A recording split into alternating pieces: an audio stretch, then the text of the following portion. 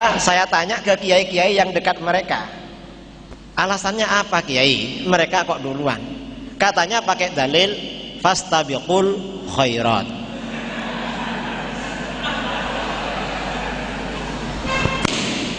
Jadi dalilnya fastabiqul khairat, duluan. Jadi duluan, berlomba-lomba dalam kebaikan.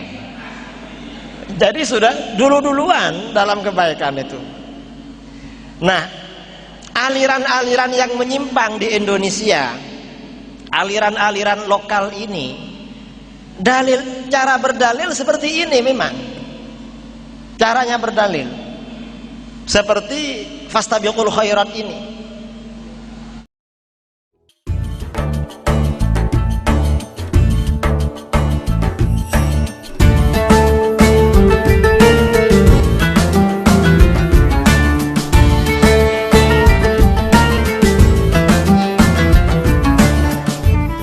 Assalamualaikum warahmatullahi wabarakatuh. Alhamdulillah, salatu wassalamu ala rasulillah Sayyidina Muhammad ibn Abdillah wa ala alihi wa sahbihi wa mawalah, amma ba'd. Hadratal kurama wal fadil, para alim ulama, para kiai, para gus, para neng. Alhamdulillah, sedikit saya ingin menjelaskan bahwa di gedung ini 5 tahun yang lalu saya dan kawan-kawan yang lain hadir sama seperti panjenengan menjadi peserta daurah. Saat itu pematerinya adalah kiai-kiai kita, Kiai Abdurrahman Nafis, Kiai Muhyiddin, Ustadz Idrus dan lain sebagainya. Berlalu dari 5 tahun, alhamdulillah berkembang banyak sekali orang-orang yang ahli di bidang masalah aswaja. Hari ini panjenengan yang hadir di tempat ini insyaallah akan muncul, akan lahir generasi pembela-pembela aswaja di tempat Anda masing-masing. Di sebelah saya sudah hadir beliau Ustadz Idrus Romli. Pernah ada orang bertanya di Facebook saya, siapa Ustadz Idrus? Saya jawab, beliau orang yang ditakuti Wahabi, yang diperhitungkan oleh Syiah, orang yang ketika liberal menghadapi beliau, beliau menjadi gentar. Ketika HTI berhadapan beliau, mereka diam. Itulah sosok Ustadz Idrus Romli. Selebihnya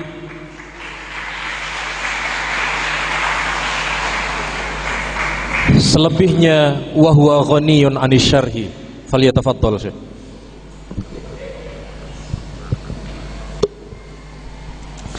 Assalamualaikum warahmatullahi wabarakatuh. Bismillahirrahmanirrahim. Alhamdulillahi rabbil alamin. Wal 'aqibatu lil muttaqin. Wassalawatullahi al-barrir rahim. Wa malaikatihil muqarrabin. Ala sayyidina Muhammadin khatamin nabiyyin. Wa ala alihi wa sahbihi ajma'in, amma ba'd.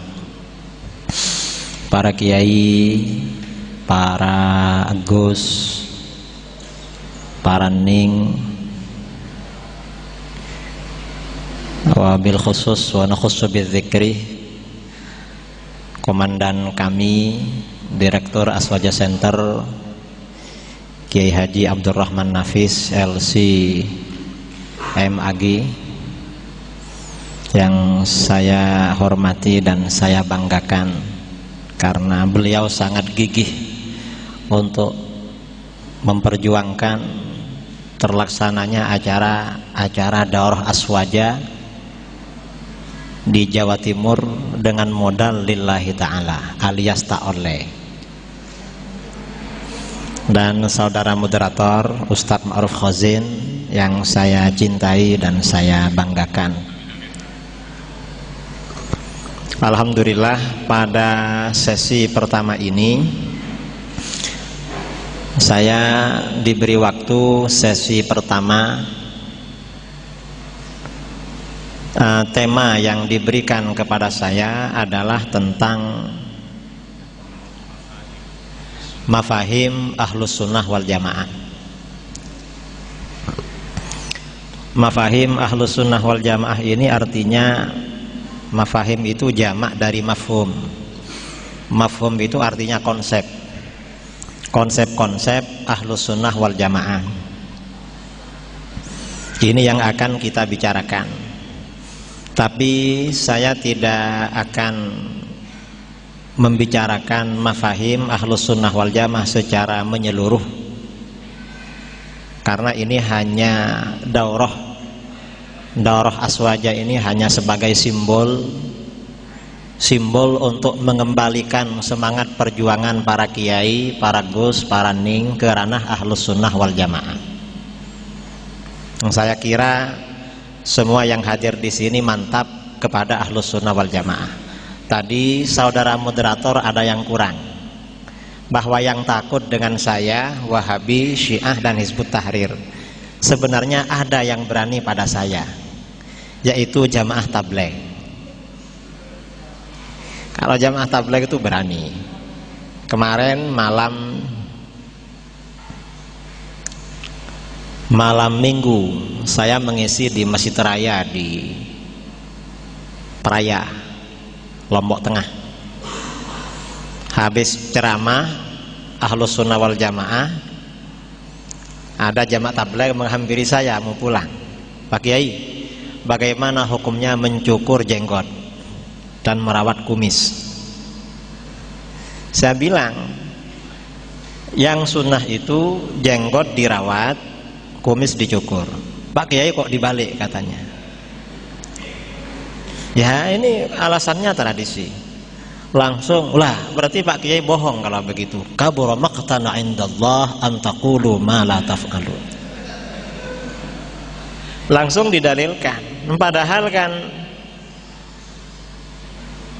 jadi memang ada ya kelompok-kelompok yang juga perlu kita sikapi, menganggap orang meninggalkan perkara sunnah itu dianggap kemungkaran yang besar, seakan-akan melakukan perbuatan haram. Padahal orang melakukan perkara makruh itu kan tidak mazmum fi syar'i, tidak tercela. Tidak tercela secara syara. Cuma Jamaah Tabligh ini termasuk kelompok yang ghulu. Jenggot ini kan hanya persoalan sunnah. Memang tidak bisa dikatakan hanya sunnah ya, jenggot. Tetapi kan orang meninggalkan jenggot ini kan banyak tujuan. Dan orang meninggalkan sunnah itu sejak masa Rasulullah itu sudah ada. Dalam perang Khaybar ada seorang sahabat Sayyidina Qatadah kena senjata. Akhirnya matanya yang sebelah jatuh. Datang menghadap Rasulullah. Rasulullah, tolong kembalikan ini. Lalu kata Rasulullah, sudah, kamu terima saja, walakal jannah, kamu nanti masuk surga. Ternyata kata Sayyidina Qatadah, Rasulullah, surga itu memang impian setiap orang. Cuma kalau ini tidak kembali lagi, saya tidak bisa kawin lagi. Saya ini kalau ada wanita cantik pasti saya lamar, saya kawin lagi. Kalau ini tidak ada, mereka tidak mau. Tolong kembalikan. Oleh Rasulullah dikembalikan itu. Coba ada Wahabi kan pasti, ada Jamaah Tabligh pasti dimarahi itu. Sayyidina Qatadah. Ini juga walaupun tidak bahaya, tetapi ini juga perlu diberikan mafahim, konsep pemahaman tentang konsep-konsep tentang Ahlus Sunnah wal Jamaah. Nah, sekarang di Indonesia tantangan yang dihadapi oleh Ahlus Sunnah wal Jamaah ini sangat banyak. Belum lagi yang tantangan ya dari perundang-undangan negara yang kadang memang tidak memihak terhadap Ahlus Sunnah wal Jamaah. Regulasi sebagian daerah yang tidak memihak terhadap aswaja. Belum lagi seperti itu. Kemudian aliran-aliran juga semakin banyak macamnya. Apakah aliran yang memang lahir dari daerah masing-masing, aliran lokal, maupun aliran-aliran transnasional. Jadi kalau saya lihat aliran-aliran yang berkembang di Indonesia ini, ada aliran nasional ya. Aliran-aliran yang nasional ini contohnya seperti LDII, Wahidiyah, Itu aliran nasional. Karena memang sekupnya sudah menasional, di mana-mana mereka punya anggota. Ada aliran transnasional. Contohnya seperti Syiah, Wahabi, Hizbut Tahrir dan semacamnya. Ada aliran-aliran lokal. Di tiap-tiap daerah ini ada aliran lokal.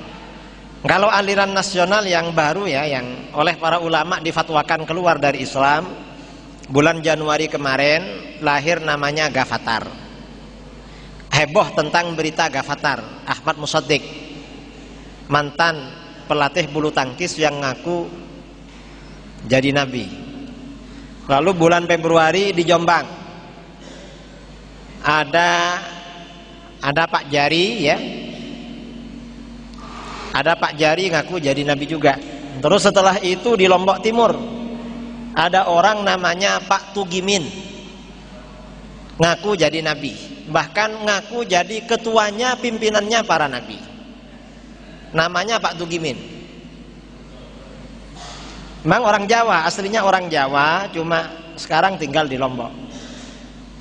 Ini aliran-aliran semacam ini semakin banyak di mana-mana. Ini mengapa? Aliran-aliran ini apakah yang lokal? Yang lokal ini juga semakin banyak. Karena ternyata di tiap daerah ini selalu ada aliran-aliran lokal yang belum punya jaringan ke daerah-daerah lain. Kadang-kadang aliran ini sebenarnya munculnya dari thariqah. Ada thariqah ya, yang bersangkutan sebenarnya belum layak menjadi mursyid tapi dimursyidkan. Contohnya di Padang, Sumatera Barat. Menjelang bulan Ramadan kurang 2 hari biasanya ada thariqah Naqsyabandiyah yang sudah sholat taraweh, puasa duluan. Hari raya kurang 2 hari sudah takbir, sholat id duluan.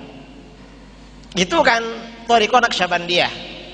Dulu pada mursyid yang sebelumnya ini masih sama dengan yang lain, hari raya, Ramadan. Setelah diganti oleh anaknya, kebetulan anaknya ini tidak pernah mondok. Tidak pernah mondok, ya tidak pernah ikut daurah aswaja karena belum ada ya. Cuma karena beliau ini profesor doktor kuliah, akhirnya jadi penggantinya mursyid. Karena memang latar belakangnya keilmuannya tidak cukup, akhirnya thariqah Naqsyabandiyah di bawah kemursyidan beliau akhirnya menjadi aneh. Ramadan mendahului 2 kali, Idul Fitri juga mendahului 2 hari sebelumnya. Waktu saya ke Sumatera, saya tanya ke kiai-kiai yang dekat mereka, alasannya apa kiai? Mereka kok duluan? Katanya pakai dalil fastabiqul khairat.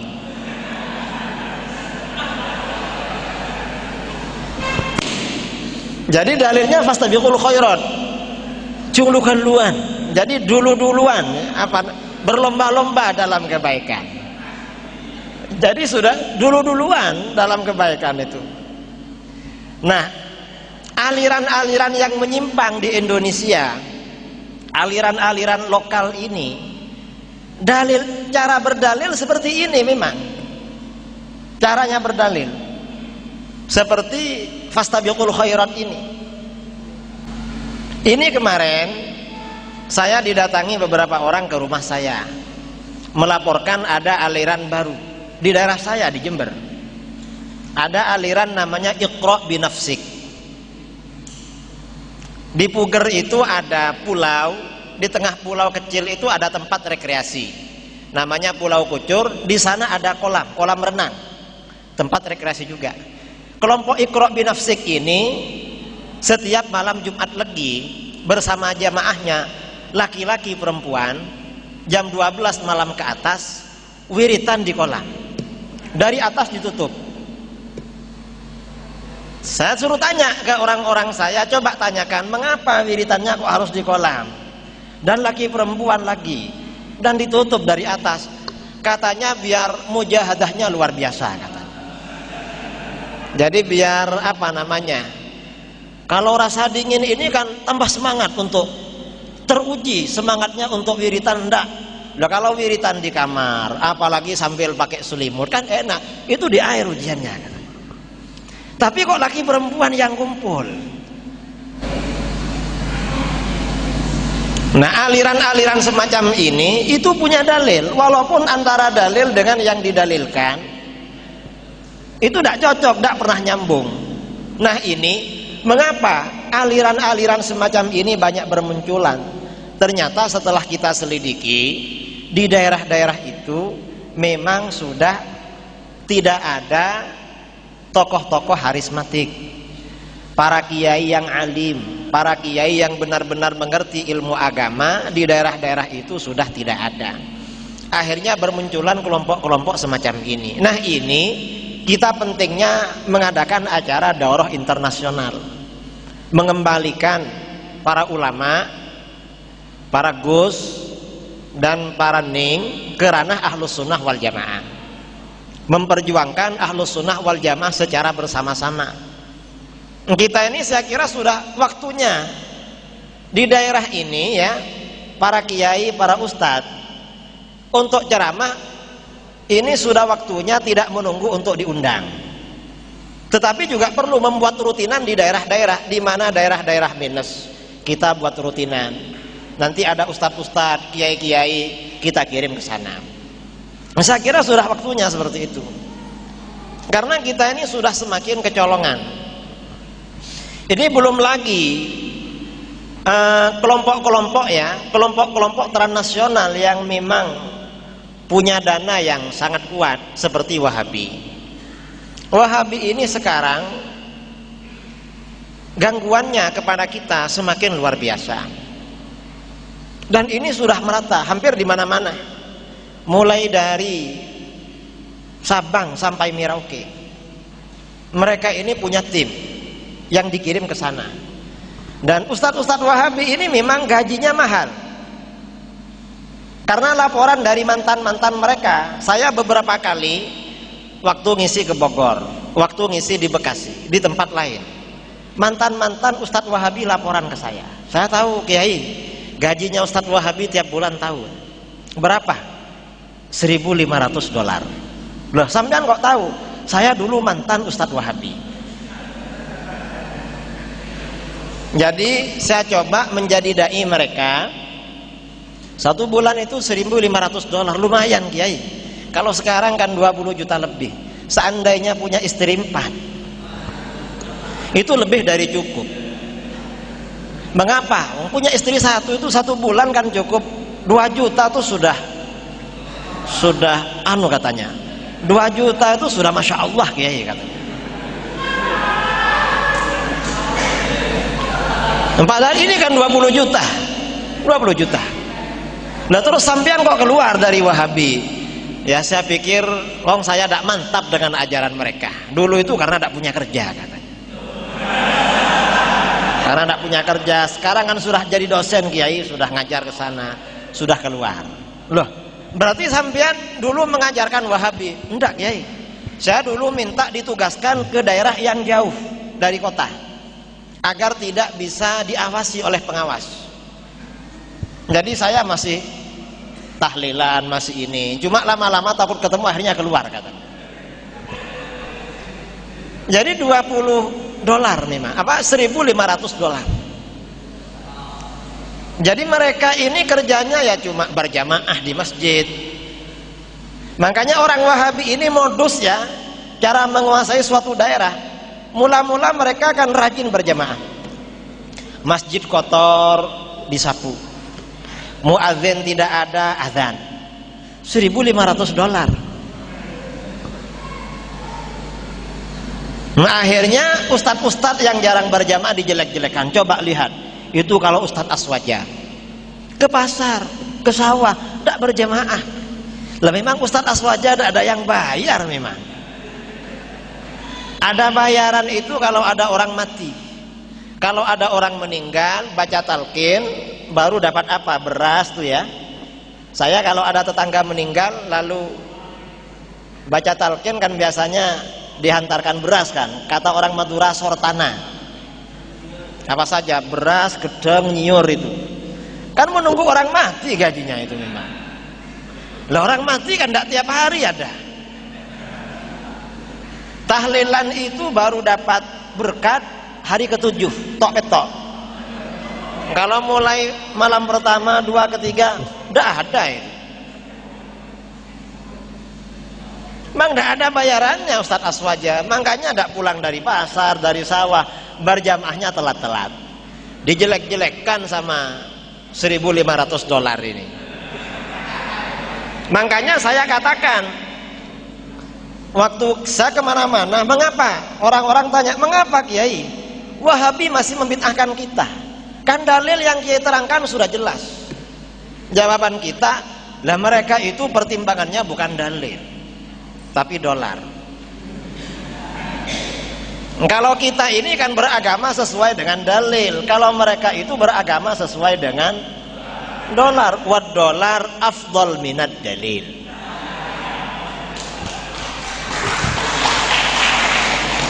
Jadi masalah itu ini, dan sekarang ya yang saya juga menjadi miris, aliran-aliran ini ideologinya sudah berpengaruh terhadap sebagian orang NU. Orangnya masih NU, kadang masih pengurus NU. Di sebagian daerah di Sulawesi ada Rois Syuriah NU, itu juga menjadi pendiri organisasi Syiah, juga pendiri organisasi Wahabi. Rois Syuriah NU. Tapi memang di luar Jawa itu Rois Syuriah itu bukan kiai. Sebagian Rois Syuriah itu ada yang dokter, ada yang wakil bupati. Jadi kalau assalamualaikum itu bukan warahmatullah. Itu Rois Syuriah. Memang tidak ngerti. Nah, sebagian pengurus-pengurus NU ini akidahnya terpengaruh Wahabi. Pengaruhnya bagaimana? Ada yang relativis, artinya NU ini benar, Wahabi juga benar. Perbedaan kita dengan Wahabi ini oleh sebagian masyarakat kita ini dianggap perbedaan yang ringan-ringan saja, sama dengan perbedaan Hanafi dan Syafi'i. Ada yang begitu. Tapi orang ini akidahnya masih NU, artinya dia masih wujud qidam baqo, tahlilan, tapi tidak menyalahkan Wahabi. Dan ini banyak. Nah, kelompok yang semacam ini berbahaya, karena sedikit ada persoalan bisa pindah, sama saja dengan NU. Ini sudah banyak. Sebagian anak-anaknya sudah disekolahkan ke lembaga-lembaga dan pesantrennya Wahabi. Yang orang semacam ini. Ini yang terjadi di daerah saya di Jember. Yang kedua, orang yang terpengaruh dengan Wahabi ini artinya memang akidahnya memang sudah Wahabi, tapi masih NU. Artinya masih tahlilan, masih ini. Cuma secara akidah sudah tidak Asy'ariyah, sudah tidak Ahlus Sunnah wal Jamaah. Ini banyak terjadi. Kadang-kadang mungkin karena mereka ini sering nonton TV Roja, akhirnya mereka pola pikirnya itu Wahabi. Kalau berdialog, kamu gimana kalau ada persoalan? Ya terserah yang ada di langit, terserah Tuhan yang ada di langit. Padahal kalau Ahlus Sunnah ini kan qiyamuhu binafsihi, Allah tidak bertempat, tapi ini sudah mengatakan Tuhan ada di langit. Kadang lebih halus lagi, terserah yang ada di atas. Kadang tangannya sambil nunjuk yang ada di atas. Lah atas jadi emah. Bumi ini kan bulat secara teori. Semuanya kan atas, yang di atasnya bumi. Apa Tuhan itu seperti bola melingkar ke bumi? Kan enggak. Ada orang-orang Ahlus Sunnah seperti itu. Kadang-kadang ini sudah menjadi guru di sekolah ma'arif. Kadang-kadang seperti itu. Ini sering saya jumpai di daerah-daerah. Ya ini gara-gara pengaruh pengaruh dari Roja TV, TV Wisol, ini dan lain sebagainya. Karena pengaruh TV-TV ini. Karena memang kita Aswaja ini punya TV Aswaja TV. Cuma Aswaja TV itu kadang yang ditampilkan kan liberal kadang. Kadang Jalaluddin Rahmat juga ceramah di Aswaja TV. Akhirnya orang-orang ini kan jadi termakan dengan berita dari media-media Wahabilah itu, yang Aswaja TV menerima liberal, menerima Syiah. Akhirnya mereka beralih ke acara-acara TV Wahabi seperti Wisal, Raja TV dan lain sebagainya. Dan kemudian kemasan acara di TV-TV mereka kelihatannya lebih menarik, lebih islami daripada TV-TV Aswaja. Saya dulu pernah ditelepon oleh seorang warga NU dari Jombang. Saya angkat, ada apa? Gus, kenapa TV 9 itu iklannya ada yang tidak menutup aurat? Dulu kan pernah ada iklan alat olahraga itu. Alat olahraga itu ya, kan yang perempuan kan orang bule, orang barat. Saya jawab, itu kan orang bule, bukan orang Islam. Nah kalau orang bule ya begitu. Tapi kok iklannya masuk TV 9? Saya bilang, TV 9 itu tidak punya uang, memang harus dari sana katanya. Ya sudahlah, carikan yang lain lah, jangan itu katanya. Memang pernah. Nah kalau Wahabi ini memang danyanya luar biasa, sangat kuat. Mereka ini tidak perlu dari dari sponsor. Di Jember itu ada sekolah tinggi di Rosa Islamiyah Imam Syafi'i, tapi ajarannya anti Imam Syafi'i, yang punya Wahabi. Di sekitar kota setiap ada tanah dijual langsung cash sama lembaga Wahabi. Mereka ini memang dananya luar biasa. NU ini kan memang tidak punya dana. Nah ini saya kira penting ya, kita ini membangun kesadaran mafahim ahlus sunnah wal jamaah. Karena semuanya ini akan berjalan dengan baik apabila mafahim ahlus sunnah wal jamaah bisa kita kemas sebaik-baiknya, bisa kita sampaikan kepada masyarakat, terutama tokoh-tokoh. Karena adanya kelompok-kelompok yang menyimpang ini di daerah-daerah, itu terutama di daerah-daerah di mana orang-orang yang ditokohkan sudah tidak peduli dengan munculnya aliran-aliran baru. Mengapa tidak peduli? Orang-orang yang ditokohkan di daerah-daerah tidak mengerti persoalan itu. Karenanya ini menjadi tugas kita bersama. Daurah Aswaja ini nanti harus kita lakukan sampai ke tingkat ranting. Dan tidak perlu kepada masyarakat. Karena masyarakat ini kalau disampaikan dalil mereka tidak ngerti. Sampean berbicara dalil, tidak ngerti setelah itu. Karenanya masyarakat itu kalau ditanya, dalilnya itu bukan Al-Quran hadis, sudah jelas tadi malam Kiai sudah katanya. Sudah tadi malam. Sudah top. Tapi tidak ngerti. Lah orang awam kok disuruh mengerti dalil. Mereka itu ngertinya memang cerita-cerita. Tetapi tokoh-tokoh yang ada di tingkat RT, tingkat kampung, tingkat RW, itu perlu memang kita berikan pemahaman. Apakah melalui masjid atau melalui apapun, ini perlu. Ini saya kira kita ini penting ya untuk menanamkan mafahim ahlus sunnah wal jamaah secara lebih menyeluruh. Karena tantangan yang kita hadapi memang cukup luar biasa. Kemarin kira-kira 2 minggu yang lalu saya ke Aceh Barat Daya. Saya terkejut karena acara Maulid Nabi ngundang saya. Acara kabupaten mengadakan Maulid Akbar. Ternyata karena tahun kemarin saya ke sana, kebetulan bupatinya ini alumni pondok. Agusnya yang ada di sana masih muda dan disegani sama bupatinya. Bupatinya ini santrinya. Nah, Agusnya ini ngundang saya, bupatinya wajib hadir.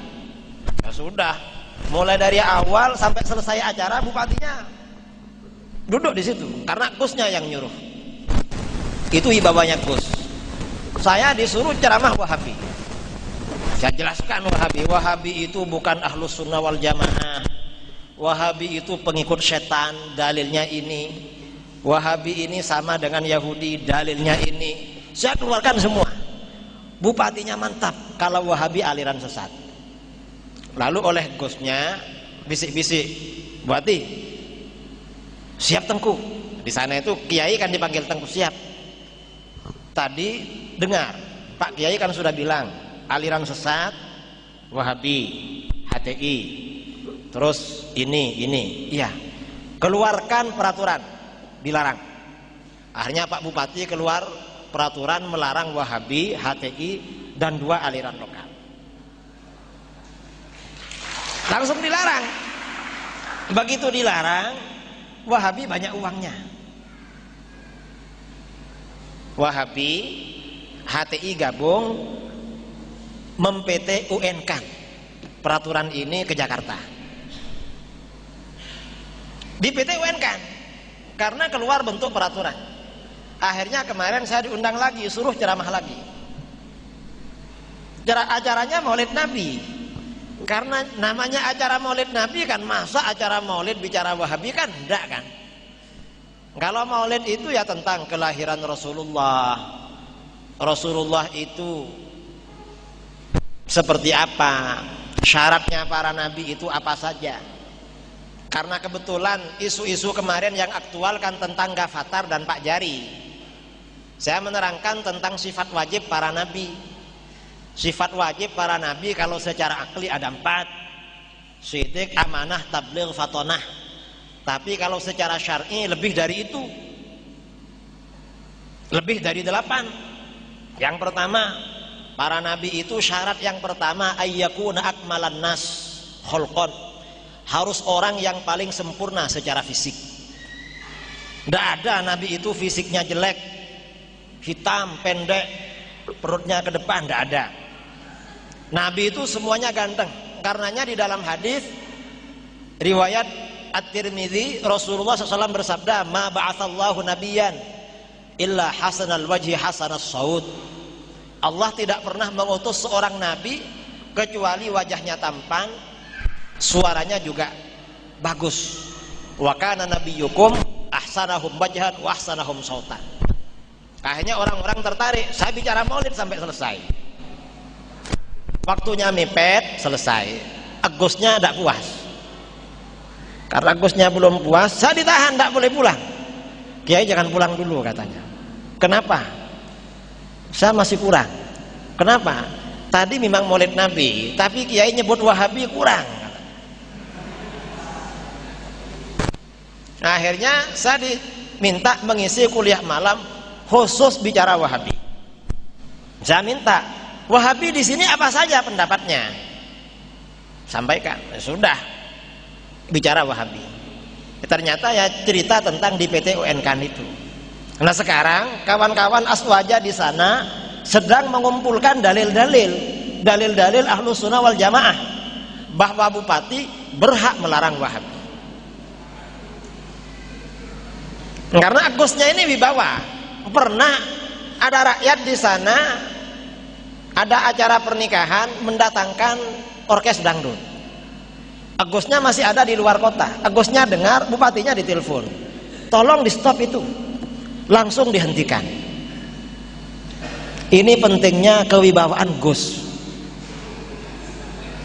Karenanya pada hari ini kita mengadakan acara daurah Aswaja untuk Gawagis dan Nawaning, karena Gus ini biasanya kalau berbicara kepada orang-orang penting langsung didengar. Nah kira-kira aksi ke depan ini kira-kira bagaimana yang akan kita laksanakan? Apa nanti memungkinkan di Jawa Timur ini ada perda pelarangan Wahabi? Kalau saya setuju, tapi menunggu dari MUI ya. Ini kan sebagian Aswaja Center jadi ketua MUI.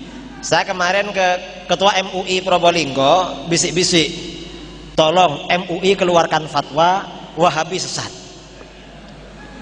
Beliau sudah menjanjikan untuk keluarkan fatwa Wahabi sesat. Karena kalau MUI ini sudah keluar fatwa, wali kota dan bupati pasti ikut itu.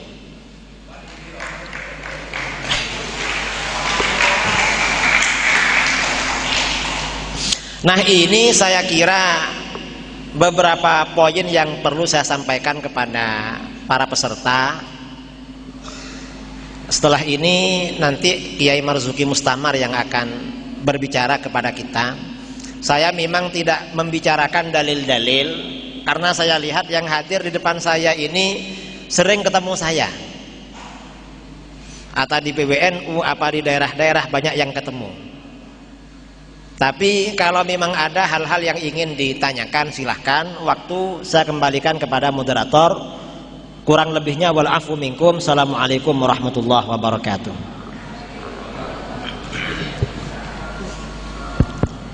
Kita beri tepuk tangan yang meriah untuk beliau.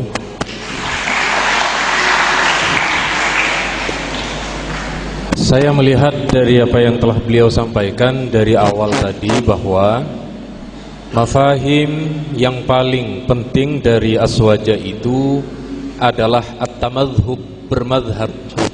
Jadi kita memahami hadis, memahami Al-Quran tidak secara teks tetapi melalui rumusan yang telah disampaikan oleh para ulama. Fikih kita bermadhab, akidah kita bermadhab, tasawuf kita bermadhab. Dan sekali lagi, ini yang menjadi poin paling mendasar dari yang disampaikan oleh Ustadz Idrus tadi, mulai dari rihlah perjalanan beliau dari yang paling barat sampai ke paling timur, paling selatan sampai ke paling utara, dan seterusnya. Dan di tempat beliau di Kencong sudah dibuka Ma'malul Hujjah atau laboratorium Al-Hujjah. Masih belum hajjah, okay? Masih apa namanya? Masih hujjah ya. Hujjah azwaja masih belum, hajjah azwaja masih belum, karena direkturnya juga masih belum, okay? Jadi kami yang di bawahnya menunggu direktur. Allahumma sholli ala Muhammad. Saya persilahkan kepada para kiai, para gus atau juga Neng, Bu Nyai, saya persilahkan untuk bertanya. Sebelumnya mohon maaf, materi Ustadz Idrus bisa panjenengan buka di Play Store ya, di Google Play itu ada Idrus Romli panjenengan. Ya sebenarnya kalau saya menyebut selalu beliau, cuma kalau panjenengan ngetik UST Idrus tidak bisa. Jadi memang judulnya memang tidak ada nama ustadznya, cuma panjenengan di sana bisa membuka aplikasi tulisan-tulisan beliau, ceramah-ceramah beliau, buku-buku beliau dan lain sebagainya. Tapi khusus yang HP-nya sudah bagus. Okay. Terima kasih, monggo. Saya persilahkan dari depan, dari luar pulau, dari Bawean, agak belakang, mohon maaf, agak yang belakang dulu, dari Bangil, yang Neng-Neng, Bu Nyai, Bu Ustadzah. Ya sebelah sini dulu, yang pulpen hijau dari mana? Tuban, Madura, okay. Monggo Gus dari Tuban. Mohon maaf dari Bawean. Assalamualaikum warahmatullahi wabarakatuh. Hamdan wa syukran lillah, la haula wa la quwata illa billah, amma ba'd. Langsung saja, ini Yai, saya mohon tabayun. Yang sampai sekarang ini saya masih penasaran tentang keberadaan foto Yai di antara orang-orang Wahabi di Miumi. Jadi mohon penjelasan dari Yai Idrus masalahnya. Demikian saja. Miumi. Mungkin itu aja. Terima kasih. Assalamualaikum warahmatullahi wabarakatuh. Matur nuwun, terima kasih. Berikutnya dari silakan maju ke depan supaya kita saling mengenal. Ini Gus dari mana, Lora dari mana, Binterah dari mana, Tengku dari mana, Tengku dari mana.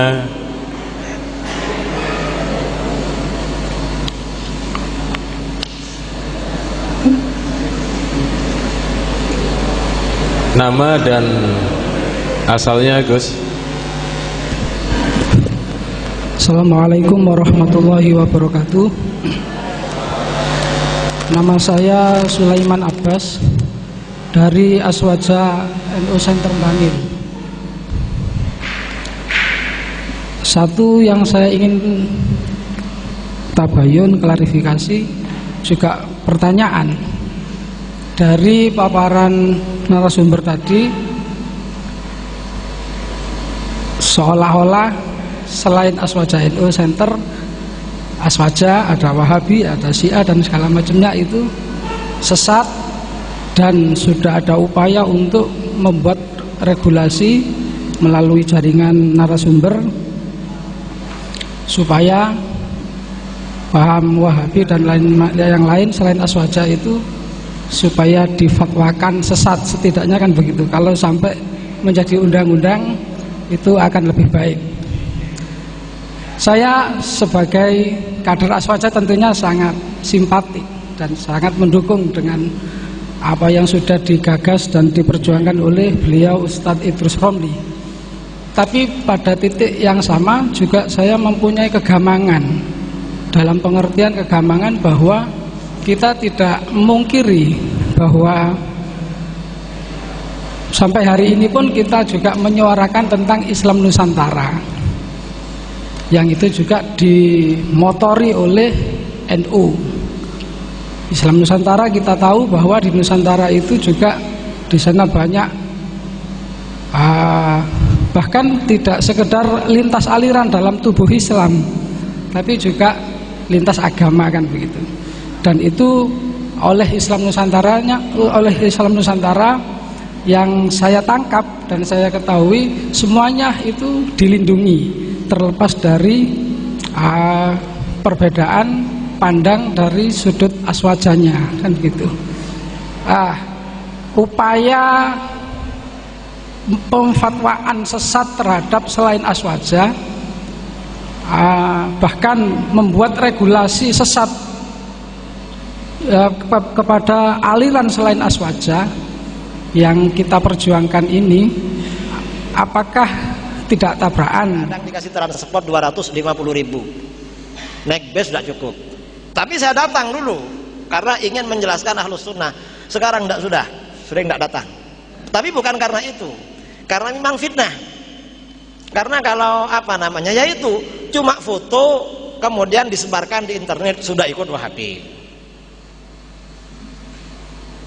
Kemudian pertanyaan kedua, ini waktunya sudah habis ya. Tentang Islam Nusantara. Islam Nusantara itu apanya yang ditanyakan? Kan sudah diputuskan di Basul Masail. Saya kira cukup membaca keputusan Basul Masail ya. Islam Nusantara kalau yang saya pahami artinya Islam yang bukan Wahabi, bukan Syiah, bukan HTI, bukan JIL, bukan komunis. Kalau yang saya pahami dari keputusan itu. Kalau ada Islam Nusantara pro Syiah, pro Wahabi, ya berarti bukan Nusantara namanya, Islam Iran itu. Saya kira begitu aja. Ikhtilaf. Jadi hadis ikhtilaf ini yang diriwayatkan di dalam kitab itu bukan ikhtilaful ulama, tetapi ikhtilafu ummati. Penafsiran sebagian ulama, Imam Al-Baihaqi di dalam sebagian kitab ya, di dalam Tabyinu Kidbil Muftari, yang dimaksud ikhtilafu ummati perbedaan profesi. Ada yang menjadi kiai, ada yang jadi ustadz, ada yang jadi pekerja, jadi dokter, itu rahmah. Karena kalau semuanya kiai misalnya, tidak enak. Semuanya dokter, bingung juga. Makanya harus profesi ini beda-beda. Sebagian ulama menafsirkan begitu. Ada yang mengatakan ikhtilaf ummati maksudnya ikhtilaful ulama. Maksudnya ikhtilaful ulama rahmah ini artinya bagaimana? Ulama yang ijtihadnya benar dapat 2 pahala, yang ijtihadnya salah masih dapat 1 pahala. Dan umat boleh mengikuti di antara pendapat yang berbeda itu. Tentu yang dimaksud dengan ikhtilaf ummati rahmah ini adalah ikhtilaf fil furu'. Perbedaan antara mazhab di kalangan ahlus sunnah wal jamaah, bukan ikhtilaf fil akidah. Kalau perbedaan antara Syiah, Mu'tazilah, ahlus sunnah, Wahabi, ini bukan konteksnya ikhtilafu ummati rahmatun, tetapi masuk dalam konteks sataftariku ummati ala 73 firqah kulluha finnar illa wahidah. Jadi bukan rahmatun kulluha finnar kecuali satu kalau perbedaan akidah. Kalau perbedaan furu'iyah, ikhtilaful ulama rahmah. Jadi harus dibedakan itu. Jadi tidak bisa disamakan, konteksnya seperti itu. Terus yang masalah sholawat nariyah ya, masalah masjid, ini Syekh sudah datang. Karena Syekh ini sudah datang, saya kira saya harus turun dari sini, karena saya juga kemarin saya bersama beliau. Jadi dari saya, Mas Tarehi, dari saya waktu saya serahkan kepada saudara moderator, karena ini daurahnya internasional, harus dari luar negeri. Kalau saya ini kan regional gitu. Nah ini internasional sudah sekarang ini.